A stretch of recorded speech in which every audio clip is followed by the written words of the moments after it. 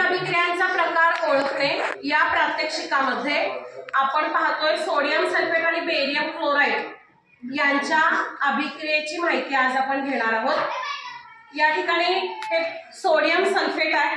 Sodium sulphate एका परीक्षण नळीमध्ये घेतलेला आहे आणि हे आहे बेरियम क्लोराईड। बेरियम क्लोराईड या परीक्षण नळीमध्ये घेतलेला आहे। आता सुरुवातीला आपण ह्या सोडियम सल्फेट याच्यामध्ये थोडंसं पाणी ओतूया आणि ह्याचं द्रावण तयार करूया। आपण जर बघितलं हे द्रावण तयार झालेलं सोडियम सल्फेट, सोडियम सल्फेटच्या द्रावणाचा रंग कोणता आहे? रंगहीन आणि पांढऱ्या पद्धतीचा जरासा पांढरा कलर आपल्याला या ठिकाणी दिसतोय। त्यानंतर आपण दुसऱ्या परीक्षण नळीमध्ये बेरियम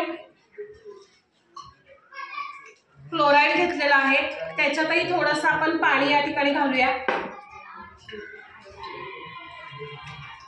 ह्याचा रंग देखील आपल्याला दिसतो बघा, कोणता रंग आहे? रंगहीन पांढरा रंग आहे। आता हे जे बेरियम क्लोराईडचं द्रावण आहे हे सोडियम सल्फेटच्या द्रावणामध्ये ओतूया। या ठिकाणी अवक्षेप तयार होतोय। या अवक्षेपाचा रंग कोणता दिसतोय? पांढरा रंग दिसतोय। म्हणजेच या ठिकाणी ज्या वेळेला बेरियम क्लोराईड आणि सोडियम सल्फेट याची अभिक्रिया होते त्यावेळेला बेरियम सल्फेट आणि सोडियम क्लोराईड हे पदार्थ तयार होतात। या ठिकाणी आपल्याला दिसून येतं की Ba आणि Na या दोन घटकांची अदलाबदल झालेली आहे, म्हणजेच आयनांची अदलाबदल झालेली आहे आणि याची परस्पर जागा एकमेकांनी बदली केलेली आहे। त्याच पद्धतीने जर अभिक्रिया झाली असेल तर अशा प्रकारच्या अभिक्रियेला दुहेरी विस्थापनाची अभिक्रिया असे म्हणतात। या दुहेरी विस्थापनाच्या अभिक्रियेमध्ये या ठिकाणी अवक्षेप तयार होतोय। हा जो अवक्षेप आहे तो बेरियम सल्फेट